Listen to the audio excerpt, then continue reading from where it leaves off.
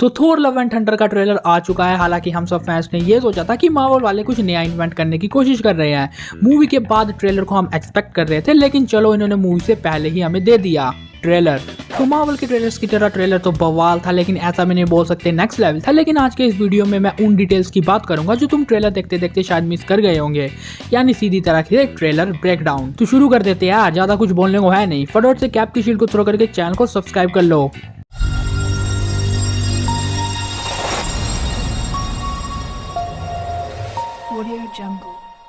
तो अपने इस ऑसम बवाल ट्रेलर की शुरुआत वहीं से होती है जहां पे थॉर पिछली बार मेडिटेशन कर रहा था। हालांकि यहाँ पे कुछ ज्यादा नोटिस करने वाला तो नहीं है, लेकिन यहाँ पे पीछे हम दो इंसानों को या दो फिगर्स को नोटिस कर सकते हैं, एक मेल एक फीमेल। और मोस्ट प्रोबेबली ये गार्डियंस के कोई मेंबर है, ड्रैक्स या फिर तो नेब्यूला। और बाकी ये दो सूरज और ये रिंग टाइप प्लेनेट तो तुम्हें दिख ही रहा होगा, जो हमने पहले भी बात की थी। और फिर अपने कोक भैया इन सब बच्चों को कहानी सुना रहे होते हैं थॉर की। बेसिकली ये हम सब के लिए ही है अगर तुम ध्यान से सोचोगे तो। और कोक के पीछे का ये बैकग्राउंड देखे ऐसा ही लग रहा है कि ये वही जगह है जहाँ पे शायद अपना थॉर मेडिटेशन कर रहा है। और फिर आई थिंक उसी प्लेनेट पे जहाँ पे गार्डियंस थॉर के साथ थे पिछले टीजर में, वहाँ पे थॉर अपने स्टॉर्म ब्रेकर से लाइटनिंग को जनरेट करता है। इसका क्लियरली मतलब ये है कि जिसके साथ ये लड़ रहे हैं गार्डियंस की, उसके सामने फटके चार हो गई है, जिस वजह से थॉर को बैटल में उतरना ही पड़ा। और फिर अगले शॉट में थॉर गार्डियंस की स्पेसशिप में होता है और वहाँ पे थॉर अपना जैकेट पहनता है, जो कि बहुत कूल लग रही थी देखने में। और फिर अपने कोक भैया बोल रहे होते हैं कि 500 बार थॉर ने अर्थ को बचाया और वो अपने नए सफर पे अब निकल चुका है मजे में। लेकिन हम ये जो अपना अर्थ का व्यू देख रहे हैं, ये न्यू एस्गार्ड का है। और न्यू एस्गार्ड का व्यू तुम देख के लग ही रहा है कि ये पूरा टूरिज्म प्लेस बना दिया है अपनी वैल्करी ने, क्योंकि वही तो संभाल रही है एस्गार्ड को। यहाँ पे गोल्फ कोर्स तुम्हें दिख रहे हैं, बड़े बड़े क्रूजर्स दिख रहे हैं, मतलब लोग यहाँ पे घूमने फिरने आ रहे हैं मजे में। और फिर अगले शॉट में थॉर अपने स्टॉर्म ब्रेकर को जमीन में पटक के मारता है और उसके कपड़े चेंज हो जाते हैं। और यहाँ पे साइड में हम थॉर की गॉड्स को भी नोटिस कर सकते हैं, जो गॉड्स थॉर कॉमिक्स में भी यूज करता है, टूथ नैशर और टूथ ग्राइंडर। आई थिंक मैंने सही प्रोनाउंस किया। बेसिकली जब थॉर अपना अनवर्दी होता है तो थॉर इधर उधर उड़ने के लिए इन गॉड्स का यूज करता है। हालांकि मैं तुम लोगों को बता दूं कि इन गॉड्स का पावर लेवल एकदम नेक्स्ट लेवल है, फाड़ के रख देती है सबका। उसके बाद थॉर वहीं पे ट्रेनिंग कर रहा होता है उस बड़े से स्केलेटन के सामने। और इसके साथ साथ हमें दिखाया जाता है कि थॉर गार्डियंस की शिप को अकेला ही खींच रहा है और गार्डियंस की शिप को फोर्स दे रहे हैं आगे चलाने के लिए। मतलब दोनों साइड को अलग अलग फोर्सेस निकल रही है, तो तुम लोग सोच सकते हो कि थॉर की स्ट्रेंथ कितनी ज्यादा है। एंड देन इस ट्रेलर का नेक्स्ट शॉट आता है जहाँ पे थॉर इन अजीब जैसे सिम्बियोट टाइप क्रिएचर से लड़ रहा है। बेसिकली ये गॉर की ही आर्मी है जो हमने कॉमिक्स में भी देखी है। ये बैरस्कल्स या फिर जो भी ये ब्लैक क्रिएचर्स है, ये गॉर की कमांड को मानते हैं क्योंकि गॉर के पास नेक्रोसवॉर्ड है। लेकिन उसी टाइम म्योनिर की एंट्री होती है और जेन म्योनिर को पकड़ लेती है, यानी अपनी जेन की एंट्री। फिर हमें थॉर इस लुक में दिखाया जाता है जो कि कॉमिक एक्यूरेट लुक है। थॉर कॉमिक्स में भी ऐसा एलिमेंट पहनता है, लेकिन पर्सनली कहूंगा तो बहुत घटिया लग रहा है यार थॉर इस एलिमेंट में। तुम जरा खुद देखो यार, जच ही नहीं रहा है, जरा खुलाओ इस एलिमेंट को। फिर हमें मार्वल स्टूडियोज का लोगो दिखता है, वैल्करी उड़ते हुए दिखती है और थॉर कॉर के साथ बात कर रहा होता है कि जेन कौन है, मतलब उसे बता रहा होता है। और फिर जेन इस तरह से अपनी एंट्री मारती है जमीन फाड़, लेकिन यहाँ पे हमें पीछे लिविंग ट्रिब्यूनर की मूर्ति दिखती है। बेसिकली इस मूर्ति के ऊपर मैं बाद में पूरा अच्छी तरह जाऊंगा, क्योंकि लास्ट में भी हमें बहुत सी मूर्तियां दिखी है, तो तब इसे कवर करते हैं। नेक्स्ट शॉट में जेन थॉर को बोलती है कि हम कितने साल बाद मिले, 3 4 या कितने? तो थॉर बोलता है 8 साल 7 महीने और 6 दिन। इसका मतलब जो अपने बैंगन ने कांड किया था उससे जेन का काम भी तमाम हुआ था। और फिर हमें थॉर और जेन के बीच छोटी मोटी बात दिखाई जाती है क्योंकि इतने सालों बाद मिले हैं।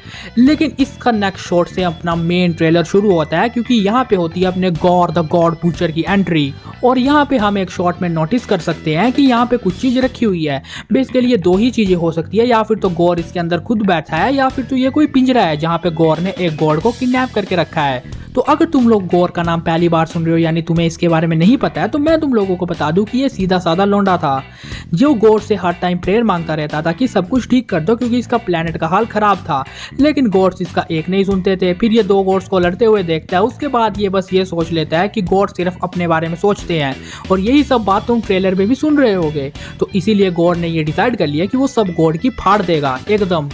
और फिर हमें गॉर की ये स्वॉर्ड दिखती है जो नेक्रोसवॉर्ड ही हो सकती है।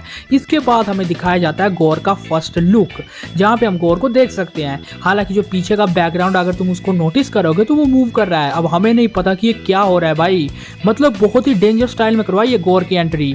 पीछे सब कुछ ब्लैक, आगे व्हाइट, एकदम मजा आ गया यार।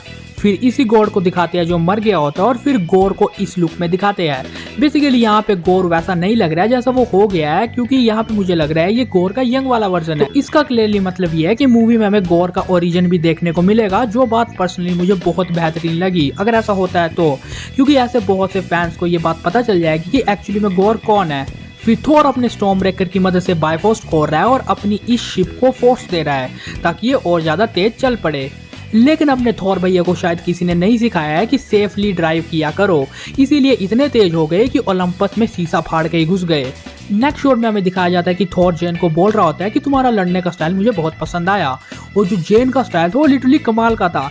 बेसिकली अगर तुम्हें ये सीन समझ नहीं आया तो मैं तुम लोगों को बता दूं, इस टाइम जब जेन अटैक कर रही है तो म्योनिर के जो टुकड़े हैं वो पहले टूट रहे हैं और फिर से जुड़ जा रहे हैं। मतलब जरा ध्यान से सोचो यार, मतलब म्योनिर ब्रेक मतलब टूट भी सकता है और फिर से जुड़ सकता है, जो बात मुझे पर्सनली बहुत ही ज्यादा ऑसम लगी, क्योंकि बहुत मजा आएगा यार अगर ऐसा कुछ हुआ तो। और फिर इसके बाद एक बहुत इंटरेस्टिंग सी डिटेल कि अपना गोर अपनी नेक्रोस्वर्ड को इस प्लेनेट में घुसाड़ देता है। लेकिन अगर तुम ध्यान से सोचोगे तो ये जो प्लेनेट तबाह हुआ है ये थॉर की वजह से हुआ है। बेसिकली जब ये प्लेनेट तबाह होता है तो हर जगह लाइटनिंग होती है, तो बहुत हद तक चांस है कि थॉर अपने स्टॉर्म ब्रेकर से इस पूरे प्लेनेट को डिस्ट्रॉय कर रहा है।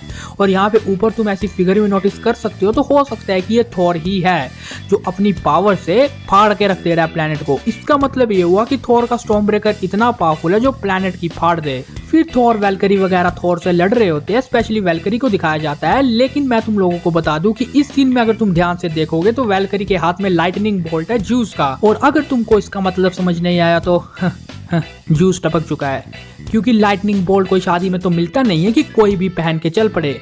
बेसिकली वैल्करी ने इस बोल्ट को इसीलिए लिया होगा क्योंकि जूस मर गया है और अभी उसका यूज कर रही है। और फिर नेक्स्ट शॉट हमें ओलंपस का दिखाया जाता है, जहाँ पे मुझे लग रहा है कि थॉर इन अजीब जैसी चीजों की मदद से फाइट कर रहा है। Lasso of truth, wonder woman बना रहे हैं यार थॉर को, वंडर मैन। बेसिकली अगर तुम ध्यान से देखोगे तो थॉर इस टाइम फुल ओलंपस लुक में है, मतलब इसने फुल ओलंपस आउटफिट पहना है, जो कि तुम लोग इस सीन में नोटिस कर सकते हो। नेक्स्ट सीन में गोर ये बोलता हुआ कहता है कि थॉर तुम उन जैसे गोड्स की तरह नहीं हो जिनसे मैं पहले लड़ा। इसका मतलब है कि थॉर बहुत पावरफुल है। और फिर गार्डियंस की एक झलक दिखती है लड़ते हुए, और फिर अपना थॉर गोर को फेस टू फेस चैलेंज कर रहा होता है कि आजा आजा, देखते कितना दम है तेरे में। और फिर नेक्स्ट शॉट में जेन उसी तरह लाइटनिंग का यूज कर रही होती है, और यहाँ पे अब हमें पीछे मूर्तियां दिखी होती है बहुत ज्यादा।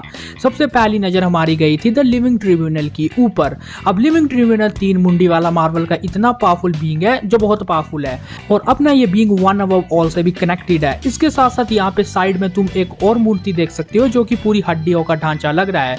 अब बेसिकली अगर हम इसे ध्यान से देखते हैं तो हो सकता है कि ये लेडी डेथ हो।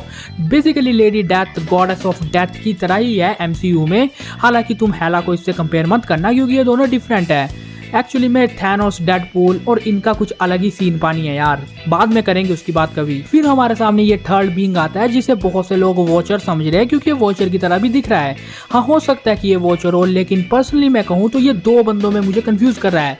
या फिर तो ये वॉचर ही है या फिर ये अपना अल्टरनेटी है, क्योंकि दोनों का लुक लगभग सेम ही है अगर तुम ध्यान से नोटिस करने की कोशिश करोगे तो। और यहाँ पे हमारे सामने पीछे और मूर्ति है जो कि मुझे इन्फिनिटी की तरह लग रही है, और इन्फिनिटी स्पेस टाइम को कंट्रोल करता है मार्वल में। और ये जो बीच वाली मूर्ति है ये ऊबड़ खाबड़ जैसी, ये मुझे समझ नहीं आया यार किसकी है। हो सकता है कि मैं किसी कैरेक्टर को भूल गया हूँ, तो अगर तुम्हें पता है कि ये मूर्ति किसकी है जो मुझे नीचे कमेंट में बताओ, ताकि मैं भी थोड़ा ज्ञान ले सकूँ यार। और फिर इस मूवी का लोगो आता है एकदम स्टाइल में, और फिर लास्ट सीन में हमें दिखाया जाता है कि ज्यूस क्या हाल करता है थॉर का, तुमने भी देख लिया होगा। बेसिकली यहाँ पे एक और चीज नोटिस करने वाली है कि ज्यूस ने थॉर को इन जैसे अपनी लाइटनिंग से बांधा हुआ है। अब इसका क्लियरली मतलब यह है कि जब थॉर उससे लड़ रहा था तब भी यही लाइटनिंग को शायद वो यूज कर रहा था, लेकिन थॉर का हाल खराब हो रहा है, ये तुम लोग देख सकते हो। और फिर इसी के साथ ये ट्रेलर खत्म हो जाता है। हालांकि मैंने सोचा था कि मूवी के बाद आएगा ट्रेलर, लेकिन पहले आ गया। और इस ट्रेलर से हम जितना एक्सपेक्ट कर रहे थे उतना लगभग ये है। ऐसा भी नहीं कह सकते कि ट्रेलर एकदम नेक्स्ट लेवल है जैसा मार्वल की मूवीज का होता है, लेकिन ओवरऑल ट्रेलर बढ़िया था।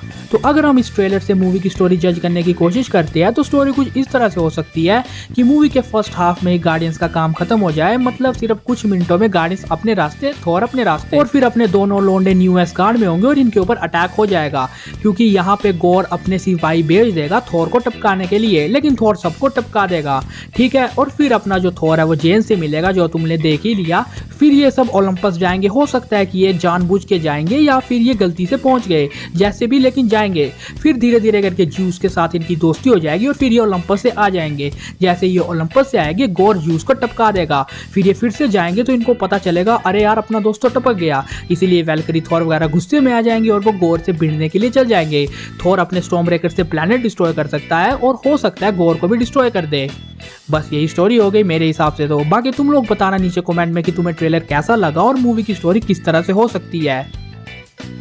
तो ये था कंप्लीट वीडियो जहाँ पे हमने थॉर लव एंड थंडर के ट्रेलर का ब्रेकडाउन किया। उम्मीद है तुम लोगों को ये वीडियो पसंद आया होगा।